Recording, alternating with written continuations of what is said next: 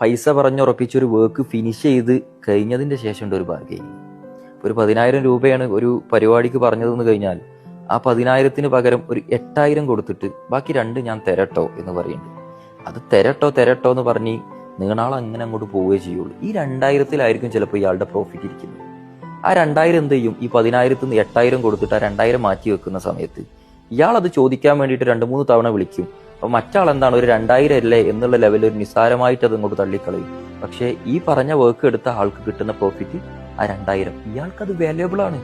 മറ്റേ ആൾക്ക് 10,000-ൽ 8,000 ഞാൻ കൊടുത്തു, 80% ഞാൻ കംപ്ലീറ്റ് ചെയ്തു. ഇനി ഇവർ 2,000-ന് വേണ്ടിയിട്ടാണ് അവ ഇങ്ങനെ വിളിക്കുന്നത്, അതിന് പകരമായിട്ട് നിനക്ക് ഈ പരിസരത്ത് വർക്കൊക്കെ ഞാൻ തരാം എന്നും ഞാൻ പറഞ്ഞിട്ടുണ്ടല്ലോ എന്നുള്ള ടെൻഡൻസി ഒക്കെ വരും. മറ്റുള്ള വർക്കുകൾ കിട്ടുന്നോ കിട്ടുന്നില്ല എന്നൊന്നുമില്ല. ഇതിന് ഇയാൾ വാങ്ങിയ മൂലധനം,